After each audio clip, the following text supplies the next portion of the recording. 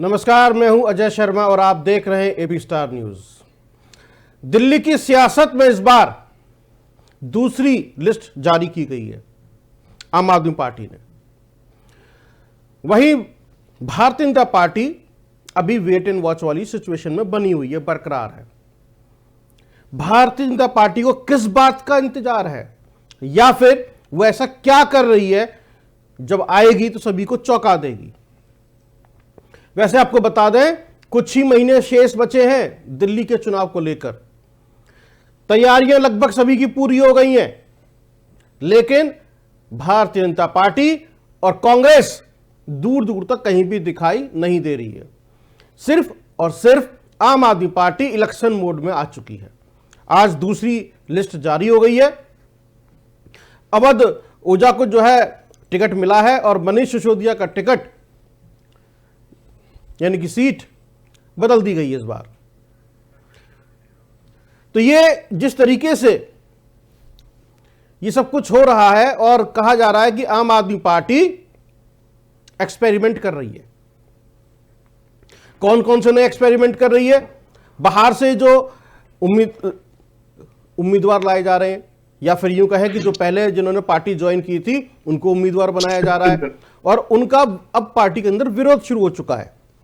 जहां से दिलीप पांडे विधायक थे यानी कि तिमारपुर से, वहां से विरोध शुरू हो चुका है। कुछ लोगों ने इस्तीफा तक भेज दिया है अपना और कहा है कि हम बाहर से लाए गए या बाहर के लोगों के लिए चुनाव प्रचार नहीं करेंगे, जो पार्टी के लोग हैं उनके लिए काम करेंगे। तो सवाल उठता है ऐसे में, तो क्या आम आदमी पार्टी अपनी वास्तविक पहचान खोती जा रही है? जो उसकी यूएसपी थी वो खोती जा रही है। अन्ना आंदोलन से अस्तित्व में आई पार्टी आखिरकार क्यों बाहर के लोगों को अपनी पार्टी में शामिल कर रही है और उनको उम्मीदवार बना रही है? पहली लिस्ट भी हमने देखी और दूसरी लिस्ट भी अब हमारे सामने है। और किसका टिकट कटा, किसको मिला, कौन नया चेहरा है, कौन पुराना चेहरा है, कौन सा प्रयोग आम आदमी पार्टी इस बार कर रही है, और सबसे पहले चुनावी मैदान में उतर गई आम आदमी पार्टी। अब भारतीय जनता पार्टी की क्या रणनीति है, इसी को आज समझने की कोशिश करेंगे। आखिरकार क्या करने जा रही है भारतीय पार्टी, इसी पे पूरी डिस्कस करेंगे, बातचीत करेंगे। इससे पहले ये हमारी रिपोर्ट देखिए, फिर आगे की बात करेंगे। आम आदमी पार्टी ने आज यानी सोमवार को दिल्ली विधानसभा चुनाव के लिए अपने उम्मीदवारों की दूसरी सूची जारी कर दी है। इस सूची में 20 नामों की घोषणा की गई है। खास बात यह है कि इस लिस्ट में कई दिग्गज नेताओं के नाम भी शामिल हैं। बता दें कि मनीष सिसोदिया को जंगपुरा से टिकट दिया गया है, जबकि अवध ओझा पड़पड़गंज से चुनाव लड़ेंगे। इनके अलावा नरेला से दिनेश भारद्वाज चुनाव लड़ेंगे, तो वहीं तिमारपुर से सुरेंद्र पाल सिंह बिट्टू चुनावी मैदान में उतरेंगे। सबसे बड़ा फैसला तो सिसोदिया की सीट को लेकर हुआ है। पिछली बार पड़पड़गंज से बड़ी मुश्किल से चुनाव जीत पाए सिसोदिया को जंगपुरा से मैदान में उतारा गया है, जबकि पड़पड़गंज से अवध ओझा मैदान में उतरे हैं। आम आदमी पार्टी के 11 कैंडिडेट्स वाली पहली लिस्ट में विश्वासनगर से दीपक सिंघला को टिकट दिया गया है। मटियाला से सोमेश शौकीन को मिला है। लक्ष्मी नगर से बीबी त्यागी को आम आदमी पार्टी ने अपना उम्मीदवार बनाया है। बीजेपी छोड़ आप में शामिल हुए अनिल झा को किराड़ी सीट से, बदरपुर से राम सिंह, करावल नगर से मनोज त्यागी, सीलमपुर से जुबेर चौधरी, सीमापुरी से वीर सिंह धिंकान, रोहतास नगर से सरिता सिंह को पार्टी ने अपनी पहली लिस्ट में जगह दी। आम आदमी तो ये लिस्ट आपने देखी, और जो रिपोर्ट हमने आपको दी अभी कि ये वो चेहरे हैं जिनका भाग्य का फैसला 2025 में होगा। तो आम आदमी पार्टी इलेक्शन मोड में आ चुकी है। पहली लिस्ट जारी की, उसके बाद दूसरी लिस्ट आज जारी हो गई। अब चर्चाएं हो रही हैं और मनीष सिसोदिया को लेकर भारतीय जनता पार्टी ने कटाक्ष कर दिया, व्यंग कस दिया है कि शराब घोटाले की वजह से उनका टिकट बदला गया है। जो जेल जो चले गए थे, टिकट बदल दिया गया है, सीट बदल दी गई है, अब जंगपुरा पहुंचा दिया है। ऐसे ही बहुत सारे लोगों की विधानसभा बदली जाएंगी और वो अपनी परंपरागत सीट से चुनाव नहीं लड़ेंगे, उनको कहीं और से लड़ाया जाएगा। तो आखिरकार इसके पीछे क्या रणनीति है और भारतीय जनता पार्टी की क्या रणनीति है? मीनाक्षी लेखी, परवेश वर्मा, रमेश बिधूड़ी किस तरीके से काम करेंगे इस चुनाव के अंदर, और कांग्रेस पार्टी क्या करेगी, कैसे चुनाव लड़ेगी, ये इस पर भी बातचीत करेंगे आज। तो आखिरकार भारतीय जनता पार्टी की क्या भूमिका रहने वाली है। और भारतीय जनता पार्टी की जो एक यूएसपी है वो महिलाओं को लेकर कोई ना कोई स्कीम लेकर जरूर आती है, उन कोई ना कोई योजना महिलाओं को केंद्र में रखकर जरूर अनाउंस करती है हर चुनाव के अंदर। तो दिल्ली चुनाव में महिलाओं को लेकर कौन सी योजना आएगी, महिलाओं के लिए कौन सी योजना भारतीय जनता पार्टी लेकर आने वाली है, इसको समझेंगे। क्योंकि आम आदमी पार्टी तो बहुत कुछ दे रही है महिलाओं के लिए, और आप कोई भी चुनाव उठा के देख लीजिए, उत्तर प्रदेश, बिहार, झारखंड, असम, किसी भी राज्य का, महिलाएं ही जीत की गारंटी हैं। जिनको महिलाओं का वोट मिला वो पार्टी जीत गई। यानी कि महिलाओं ने अच्छी अच्छी सत्ताओं को खाड़ के फेंक दिया या फिर एंटी इनकम्बेंसी को खत्म कर दिया। जैसे कि आपका मध्य प्रदेश में एंटी इनकम्बेंसी थी शिवराज सिंह चौहान के खिलाफ, लेकिन खत्म हो गया। एक ऐसी योजना आई, खत्म हो गए, मामा आ गए दिल्ली।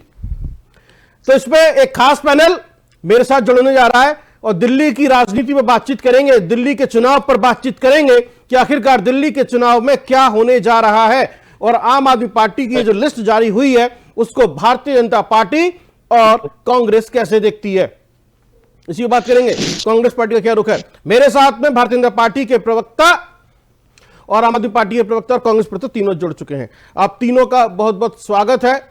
सबसे पहले मैं बीजेपी प्रवक्ता से थोड़ा समझना चाहता हूं, आलोक वत्स से। आलोक जी, कैसे देख रहे हैं इस पर? आपकी पार्टी अभी कहीं भी दिखाई नहीं दे रही है, जबकि आम आदमी पार्टी इलेक्शन मोड में आ गई।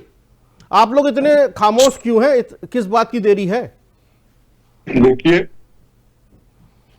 आम आदमी पार्टी प्रदर्शित करके चीजों को कर रही है। हम जनता के बीच में काम करके अभी सब पार्टी के फैसले का इंतजार कर रहे हैं। और आपने देखा है हरियाणा में किस तरीके से कांग्रेस ने कहा कि हम जीत गए, हम जीत रहे हैं। सारे चैनलों ने कह दिया कि वो जीत गए, वो जीत रहे हैं। सर्वे जब आया तो एक भी चैनल ने हमको कहीं पे भी नहीं दिखाया कि हम जीत के आसपास भी हैं। लेकिन अंतोगत जनता का फैसला क्या होगा। वही हाल महाराष्ट्र में भी दिखा रहे थे लोग, बहुत कांटे का चक्कर है, लेकिन आपने अंतोगत देखा वहां रिजल्ट कैसे अप्रत्याशित हो गया। नरेंद्र मोदी जी के जन कल्याण कार्यों से देश की जनता प्रभावित है। देश की जनता को विश्वास है कि उनके नेतृत्व में देश, राज्य आगे बढ़ रहा है, मजबूती से बढ़ रहा है। वैश्विक पटल पे इतनी मुश्किलात के बाद उन्होंने अपने देश में इन्फ्लेशन को 4.25 से ऊपर नहीं जाने दिया है। नहीं, ठीक है। नहीं, दिल्ली का विधानसभा चुनाव है, नरेंद्र मोदी जी अपने देश के प्रधानमंत्री हैं। दिल्ली का चेहरा इस वक्त कौन है भारतीय जनता पार्टी की तरफ से, जो इस इलेक्शन में अरविंद केजरीवाल के सामने खड़ा होगा? देखिए, हमने कहीं भी मुख्यमंत्री का, ये नई स्ट्रेटजी के तहत हम कहीं भी मुख्यमंत्री का चेहरा घोषित नहीं कर रहे हैं। ना हमने झारखंड में चेहरा घोषित किया, ना हमने हरियाणा में घोषित किया, ना हमने महाराष्ट्र में घोषित किया। बाद में फैसला हुआ और उस तरीके की कार्रवाई हुई। तो इसलिए अब जो भी लड़ाई आगे की लड़ी जाएगी तो नरेंद्र मोदी जी की अगुवाई में उनके द्वारा नामित आदमी अगर हमारी सरकार बनती है तो मुख्यमंत्री होगा। चलिए, ठीक है। मैं थोड़ा और ये समझना चाहता हूं आम आदमी पार्टी के रमन सिंह आजाद से, ये आप लोग नए नए प्रयोग कर रहे हैं आजकल पार्टी के अंदर। पुरानी जो यूएसपी थी, अन्ना हजारे आंदोलन से आप लोग अस्तित्व में आए या पैदा हुई पार्टी, आज जो है पुराने कार्यकर्ताओं को टिकट काटे जा रहे हैं। यमुना पार में 3 टिकट काट दिए, उधर टिकट काट दिए। भारतीय जनता पार्टी से जो लोग आए उनको टिकट दे रहे हैं आप लोग। तो ये तो वो आम आदमी पार्टी नहीं रही, ये तो वही जो जैसे बाकी पार्टियां लोग आते हैं जाते हैं, इधर से पार्टी में आते जाते हैं, तो वही वाली पार्टी हो गई आपकी भी। तो इसका तो नुकसान उठाना पड़ सकता है आपको इस चुनाव में।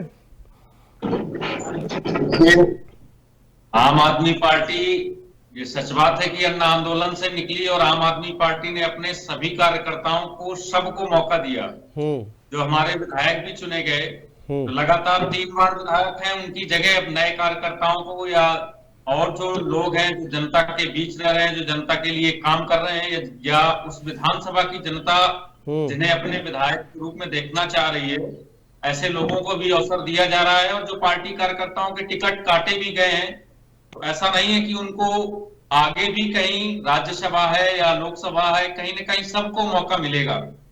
जो आम आदमी पार्टी का समर्पित कार्यकर्ता है सबको कहीं ना कहीं मौका मिलेगा।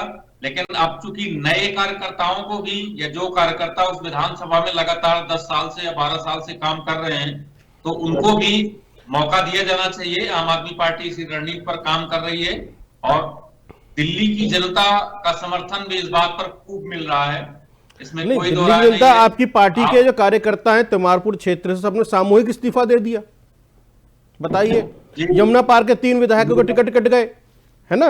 दिलीप पांडे जी उनसे मुलाकात कर रहे हैं। अगर कहीं ना कहीं कार्यकर्ताओं में कोई अगर मैसेज गया है तो खुद दिलीप पांडे जी ने इस बात को क्लियर कर दिया है कि वो हमेशा के लिए आम आदमी पार्टी के साथ हैं। वो किसी पद या उस सत्ता के लालच में आम आदमी पार्टी में नहीं आए थे। वो जब आए थे इस पूरे आंदोलन में तब पार्टी का कहीं कोई नामो निशान भी नहीं था। वो सिर्फ देश की सेवा का लक्ष्य लेकर आए थे। और वो तिमारपुर विधानसभा के सभी कार्यकर्ताओं से कुछ अगर मिसकम्युनिकेशन हुआ भी है इस पर वो बात कर रहे हैं। और सभी जो कार्यकर्ता हैं वो पूरी तरह से जो वहां से घोषित प्रत्याशी हैं उनके लिए काम करेंगे, पार्टी के लिए काम करेंगे, क्योंकि हमारे लिए दिल्ली की जनता की सेवा सर्वोपरि है। किसी व्यक्ति का पद या प्रतिष्ठा उस सेवा से नहीं, ठीक है, वो सभी पार्टी के लिए जनता की सेवा सर्वोपरि होती है, लोकतंत्र है। संदीप मिश्रा, कहीं आम आदमी पार्टी एंटी इनकम्बेंसी से घबरा तो नहीं रही, इसलिए टिकट पे टिकट काटे जा रही है, सीट पे सीट बदले जा रही है, पूरा जिस तरीके का सब कुछ हो रहा है ना। तो ये तो एक सोचने पर मजबूर कर रहा है कि आम आदमी पार्टी घबराती हुई दिखाई दे रही है। एंटी इनकम्बेंसी है इसका मतलब। जाहिर सी बात है कि देश का दिल दिल्ली दंगाई भाजपा और पंगाई झाड़ू दोनों से दूर होना चाह रही है, निजात पाना चाह रही है। दिलीप दुर्गेश रामनिवास जाएंगे, संटी बंटी इट्टू बिट्टू आएंगे। अब झाड़ू के प्रिय नारेंगे हो गए हैं। मदिरा मंत्री केजरीवाल, भाग्य मनीष सिसोदिया जी जंगपुरा और ओझा का बोझा पड़पड़गंज ढोएगा। केजरीवाल भागने से रामनिवास सन्यासी हो गए, दिलीप पांडे की काबिलियत हो चुके हैं।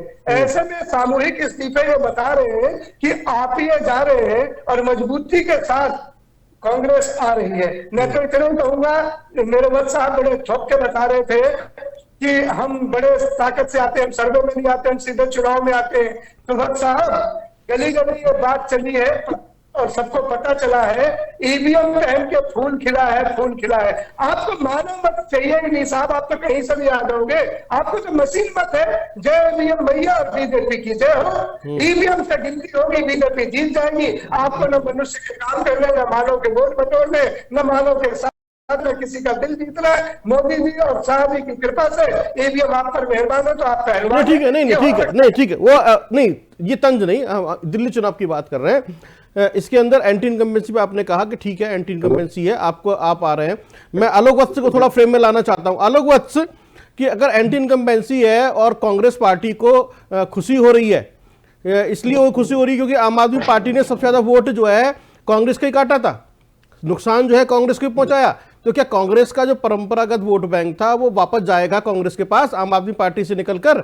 और इसी बात के लिए छटपटा रही है आम आदमी पार्टी कि इधर से दल बदल करो और इसे कांग्रेस से भी ले आओ, बीजेपी से भी ले आओ, है ना, और जीतना ऐसा कुछ भी हो जाए। तो ये कुछ यानी कि चुनाव जो है इस बार फिर से कांग्रेस वर्सेस जो है बीजेपी होने वाला। इसीलिए आज आपने पूरे दिन जो है बिजी रखा है सोनिया गांधी के जन्मदिन पर संसद को भी, है ना। देखिए, ये शुरू से देखा गया है, जहां जहां भी आपका पदार्पण हुआ है वहां पर उसने कांग्रेस की वोट को अपने पाले में किया है। चाहे गुजरात हो या दिल्ली में भी वो कांग्रेस के सारे वोट को अपनी तरफ कर लिए। हरियाणा में कुछ खास नहीं कर पाए कांग्रेस के मुकाबले, लेकिन अन्य जगहों पर जहां कहीं भी वो अपने उम्मीदवार खड़े करते हैं उनका पहला टारगेट कांग्रेस वोट होता है। भारतीय जनता पार्टी के वोट पर कहीं 1-2% अगर चल इधर उधर हो गया तो हो गया, लेकिन हमें कोई फर्क नहीं पड़ता है। और दिल्ली का जो अभी चुनाव होने वाला है, इसमें इंडी गठबंधन में उन्होंने स्पष्ट कर दिया है कि हमारा किसी के साथ कोई गठबंधन नहीं रहेगा।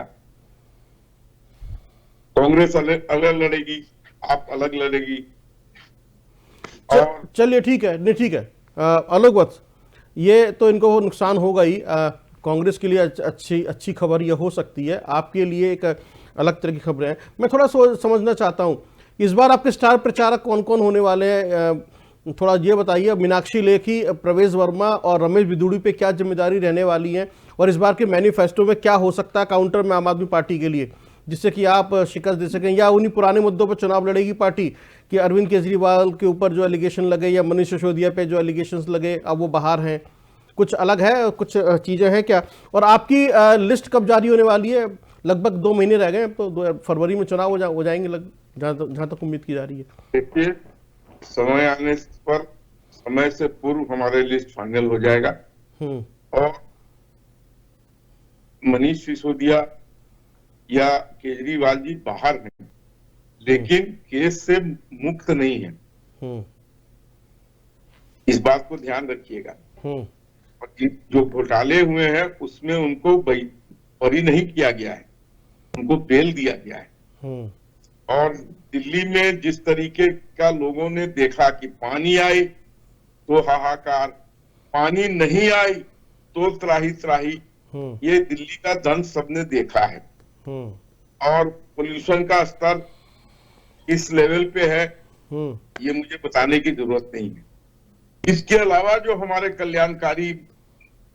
जन कल्याणकारी मुद्दे हैं, उसमें पार्टी का नेतृत्व फेर बदल करके जैसा उचित समझेगा जनता के सामने शीघ्र पेश करेंगे।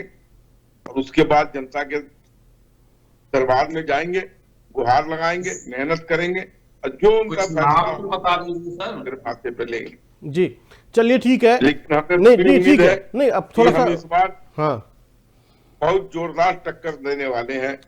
नहीं, जोरदार टक्कर तो भारतीय जनता पार्टी हर चुनाव में देती है दिल्ली के अंदर, लेकिन परिणाम जो आते हैं वो सबके सामने होते हैं। फिलहाल रमन सिंह थकने वाले लोग नहीं हैं, थकने वाले। ठीक है, रमन सिंह, ये जो आपके पास भी इसका जवाब जरूर होगा कि क्या जवाब देंगे आप चुनाव के अंदर, है ना, जो भारतीय जनता पार्टी कह रही है। फिलहाल मैं थोड़ा सा और समझना चाह रहा हूं आपसे, ये छटपटाहट है क्या आपका वोट बैंक जा रहा है कांग्रेस की तरफ? बिल्कुल भी छटपटाहट, किसी भी तरह की हड़बड़ाहट नहीं है। और आम आदमी पार्टी ने सबसे पहले शुरुआत करी है, ये बता रहा है कि हमारी स्ट्रेटजी है, जो हमारी रणनीति है वो पूरी तरह से प्री प्लान्ड है।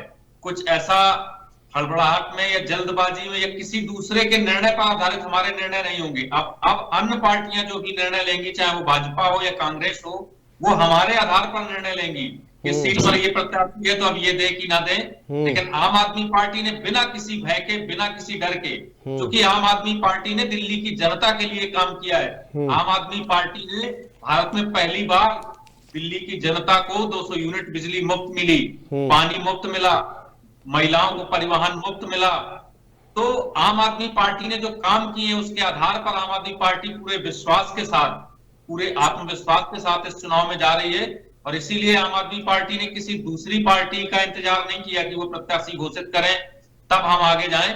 आम आदमी पार्टी की जो अपनी रणनीति है नहीं, इसमें एक बात है। नहीं, रमन सिंह, इसमें जो आपकी पार्टी इस वक्त दिखाई दे रही है, जिसे आप उम्मीदवार घोषित कर रहे हैं, या आप जो मंच, पॉलिटिकल मंच से जो भाषणबाजी हो रही है, चाहे वो आतिशी कुछ कह रही हो या मनीष सिसोदिया कुछ कह रहे हो, या प्रेस कॉन्फ्रेंस आपकी देखते हैं, या आपके पूर्व मुख्यमंत्री और है ना राष्ट्रीय संयोजक अरविंद केजरीवाल कह रहे हो, उसमें कहीं ना कहीं ये दिखाई दे रहा है कि कहीं ना आपको डर है, एक कुछ तो शेकिंग है, लग रहा है कि जब सियासी जमीन कुछ खिसकी है, इसीलिए पोस्टर वार भी शुरू हो गई। आपका पोस्टर आ गया बता रहे केजरीवाल झुकेगा नहीं पुष्पा की तरह से, है ना।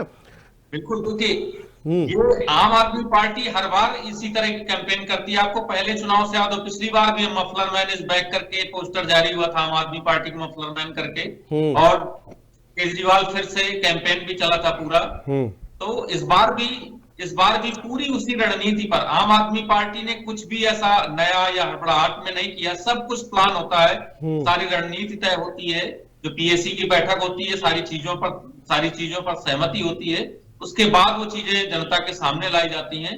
क्योंकि आम आदमी पार्टी ने 5 साल दिल्ली की जनता के लिए काम किया है, इसलिए भारतीय जनता पार्टी की स्थिति फिर अगर देखिए रमन सिंह कोई नेतृत्व नहीं है, इनके सांसद रमन सिंह 5 साल धरातल पर अगर कहीं 5 साल दिखाई काम नहीं देते, किया चाहे है तो भैया 5 साल काम किया है तो विधानसभा सीट बदलने की आवश्यकता क्यों पड़ गई, टिकट काटने की आवश्यकता क्यों पड़ गई? अब ये तो सवाल उठ रहे हैं, तो फिर आप कैसे जस्टिफाई करेंगे कि हमने काम किया है 5 साल? देखिए, नए लोगों को या उस विधानसभा में काम कर रहे जो 10 साल से कार्यकर्ता अपने विधायक के लिए काम कर रहा है, तो उसको भी मौका मिलना चाहिए। अच्छा चलिए, राजनीति में आप कुछ कार्यकर्ता, ये जो लिस्ट जारी हुई है रमन सिंह, ये जो लिस्ट जारी हुई है 20 लोगों की और पहली वाली लिस्ट, इसमें से कितने आपकी पार्टी के पुराने कार्यकर्ता हैं जिन्हें आप पहली बार मौका देने जा रहे हैं? नहीं, इसमें अधिकांश पुराने अब हमारी पार्टी के ही कार्यकर्ता हैं। कुछ जो आए या अन्य दलों से जो आए हैं, जिन्होंने जनता के लिए काम किया है, लेकिन वो वहां उपेक्षित महसूस कर रहे थे, लगातार जनता के बीच में थे, और उस विधानसभा की जनता भी उन्हें चाहती थी कि विधायक के रूप में, तो उन लोगों को मौका दिया गया है कुछ सीटों पर।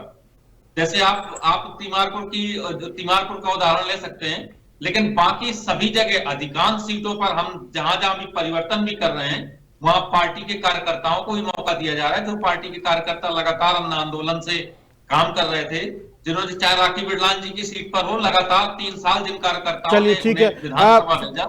संदीप मिश्रा, आप कुछ काउंटर करना चाहें तो कर सकते हैं रमन सिंह को इस वक्त, कि जिस तरह की बातें कर रहे हैं, कुछ भी काउंटर जी। रमन सिंह जी तो बेचारे उपहास के पात्र बने बैठे हैं कि संटी और बिट्टू को गले लगाकर बिट्टू की टिक्की खाने का स्वाद ले रहे हैं। ये मजरा बांट के रेवड़ी का चखना बांटने वाले लोगों को दिल में लगा दी है। इसलिए एक बात सुन लीजिए सर, मैं आपके टाइम नहीं बोल रहा। संदीप जी, कांग्रेस की क्या स्थिति है पिछले 3 चुनाव से दिल्ली में? पिछले 3 चुनाव से दिल्ली में क्या स्थिति है, कुछ बताने की आवश्यकता नहीं है। हम बच रहे हैं कांग्रेस पर कोई टिप्पणी करने से, इसमें कोई दो राय नहीं है, लेकिन क्या स्थिति है कांग्रेस की, संदीप जी, बताने की कोई आवश्यकता नहीं है, दिल्ली का प्रत्येक व्यक्ति जानता है। अच्छा एक बात बताइए आप रमन सिंह, सवाल है, आपके उप मुख्यमंत्री जो शराब घोटाले वाले मामले को लेकर या शराब नीति को लेकर जो जेल से अभी बाहर लौटे हैं, बहुत बड़ा चेहरा आपकी पार्टी का मनीष सिसोदिया, उसकी आपने सीट बदल दी, क्यों कर दिया?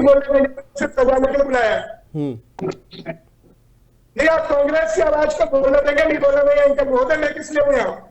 नहीं, मैं बिल्कुल बोलने का मौका दे रहा हूं आपको, काउंटर करने के लिए कहा है मैंने आपको। मेरी बात को काटेंगे, मैं क्या बोलूंगा? अरे आपको बोलने के लिए तो बुलाया, बोलिए।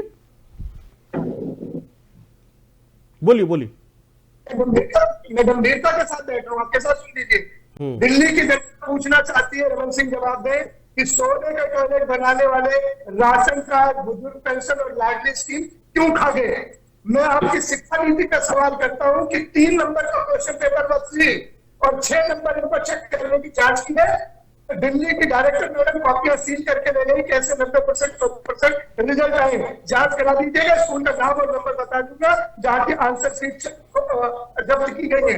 मैं आपसे यह पूछना चाहता हूँ, घर घर दारू, घर घर मजरा के चक्कर में पूरी सरकार जेल में ठूस दी, केजरीवाल जी किस मुंह से चुनाव लड़ेंगे? और आपसे रमन सिंह को, संदीप मिश्रा को फ्रेम में लाइए। संदीप, पूरे केस में 200 से ज्यादा छापे हुए। संदीप जब सुन लीजिए, आपने शराब वाले का मामला अगर उठाया है तो सुन लीजिए, पूरे केस में 200 से ज्यादा छापे पड़े। चोर के घर कभी पैसा नहीं मिलता है तो दुनिया जानती है, साथी चोर हाथ पर पैसा नहीं मिलेगा, सिर्फ जेल जाओगे, घूसे जाओगे, सजा मिलेगी। चालाक चोर के घर का पैसा नहीं मिलता।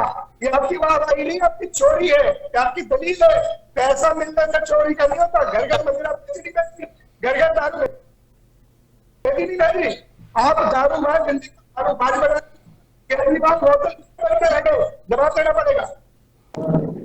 चलिए रमन सिंह जवाब दीजिए, पूछ रहे हैं आपसे। पूरी जांच के बावजूद मैं पीएमएलए की बात कर रहा हूं। पीएमएलए एक्ट में अगर किसी को जमानत भी मिलती है तो उसका मतलब ही होता है कि उस केस में कोई भी सबूत नहीं, कभी मतलब जमानत मिल गई, आप घी के दिए जलाएंगे। आपने तो पटाखे छोड़ के ऐसे तिहाड़ से केजरीवाल को लेके आए थे जैसे अयोध्या में राम जी की वापसी हुई थी, और आपके गहलोत जी अपने आप को हनुमान कह रहे थे, बीजेपी की शरण में चले गए। क्या क्या बातें की बरामदगी ना हो, कोई भी सबूत ना हो तो बिल्कुल उत्सव मनाया जाना चाहिए। हम लोगों ने 2 साल जेल में रहे, चलिए ठीक है, खूब चुनौतियां दी भारतीय जनता पार्टी को कि एक सबूत पेश कर दो कोर्ट में। ठीक है, ठीक है, ठीक है, ठीक है, ठीक है, समय का अभाव है मेरे पास में, ठीक है, ठीक है, समय का अभाव है। लेकिन संदीप मिश्रा, क्या जिन मुद्दों को आप यहाँ चैनल पर उठा रहे हैं, पार्टी चैनल इन मुद्दों को पब्लिक डोमेन में लेके जाएगी, इस चुनाव में उठाने वाली है? देखिए, न्याय यात्रा में देवेंद्र यादव जी हमारे अध्यक्ष ने इन्हीं मुद्दों को उठाया है। उन्होंने पूछा लाडली स्कीम का पैसा केजरीवाल बेटियों का हक क्यों खा गए, उन्होंने पूछा दिल्ली पर सीधा। ठीक है, चलिए, तो इन मुद्दों पर यानी कि सियासत गर्म है और कांग्रेस पार्टी भी पूरी तरह तैयार है। अब आखिरी सवाल आपसे है संदीप मिश्रा, जो मैंने उनसे पूछा था आलोक वत्स से, आपकी तरफ से पहली लिस्ट कब जारी हो रही है कांग्रेस पार्टी की तरफ से? हमारी पहली लिस्ट देखने को मिलेगी और बड़े चेहरे देखने को मिलेंगे, धुरंधर चेहरे देखने को मिलेंगे, जिताऊ चेहरे देखने को मिलेंगे, और सरकार बनाने वाले चेहरे दिल्ली के सामने आ रहे हैं। क्योंकि दिल्ली को जरूरत है शीला की वही सरकार की जिसने मान दिया, सम्मान दिया, स्वाभिमान दिया, गौरव दिया, भागीदारी दी। फिर से एक बार शीला सरकार जैसी कांग्रेस की सरकार आ रही है। बोतल वाले और जुमले वाले दोनों जा रहे हैं, कांग्रेस आ रही है। चलिए, कांग्रेस आ रही है, वो जनता बताएगी। इस बार के चुनाव में आपका खाता खुले। चलिए, ठीक है, नहीं बिल्कुल ठीक है, ठीक है, नहीं ठीक है। तो रमन सिंह, आपका जो वोट बैंक थोड़ा खिसक रहा है और कांग्रेस के लिए अच्छी खबर है, और इसमें सबसे अच्छी खबर जो है भारतीय जनता पार्टी के लिए है। आलोक वत्स, आपका आखिरी कमेंट, फायदा मिलेगा आपको इस बार? यदि ऐसा होता है, वोट बैंक खिसकता है आम आदमी पार्टी का, तो आपका वोट शेयर बढ़ जाएगा, सीटें और ज्यादा मिल जाएंगी आपको। तो देखिए, एक कहावत है बहुत पुरानी, घर फूटे तो गंवार भी लूटे। इस तरीके से इन लोगों का इंडी गठबंधन बना और जिस ढंग से इन लोग का आपस में तालमेल तार हो रहा है, जनता समझ रही है कि किसके हाथों में हम सुरक्षित हैं। इस सबके साथ ये साथ चलने वाले लोग नहीं है, और जनता हमारे जन कल्याणकारी नीतियों से प्रभावित होकर इस बार अवश्य हमें उनको ऊपर सरकार चलाने का मौका देगी, ऐसा हमारा पूरा विश्वास है। चलिए, थैंक यू सो मच आप तीनों का, आलोक वत्स और रमन सिंह और संदीप मिश्रा। तो दिल्ली की सियासत में अब सिर्फ एक वॉर शुरू हो गई है इस वक्त, वो है कि भारतीय जनता पार्टी और कांग्रेस पार्टी अपनी पहली लिस्ट कब जारी करते हैं और इनके मैनिफेस्टो में क्या रहने वाला है, कौन कौन से चेहरे चुनाव लड़ेंगे इनके भारतीय जनता पार्टी की तरफ से और कांग्रेस की तरफ से, किसके हाथ में कमान होगी चुनाव प्रचार की। कुछ नाम है, जैसे मैंने शुरू में जिक्र किया था आपसे, मीनाक्षी लेखी, परवेज वर्मा या फिर रमेश बिदूड़ी, ये किस तरह चुनाव प्रचार करेंगे, कैसे काउंटर करेंगे आम आदमी पार्टी को या फिर कांग्रेस पार्टी को। तो दिल्ली का चुनाव बहुत दिलचस्प होने वाला है और समझेंगे कि क्या वाकई एंटी इनकम्बेंसी है दिल्ली में आम आदमी पार्टी के खिलाफ, और यदि है तो कितनी है, और अंडर करंट है क्या। क्योंकि भारतीय जनता पार्टी ने कहा है कि अंडर करंट या फिर जनता की नब्ज सिर्फ उनको पता है, सारे सर्वे धरे रह जाएंगे, राजनीतिक विश्लेषकों के विश्लेषण धरे रह जाएंगे और हम दिल्ली में जीत के दिखाएंगे इस बार, जैसा कि हमने बाकी राज्यों में कर दिया था। इस बार क्या वाकई भारतीय जनता पार्टी दिल्ली में वापसी करने जा रही है या फिर कांग्रेस पार्टी जिंदा हो जाएगी, खड़ी हो जाएगी। बहुत बहुत धन्यवाद। इन्हीं सवालों के साथ आपको छोड़े जा रहे हैं। देखते रहिए आप AB स्टार न्यूज़।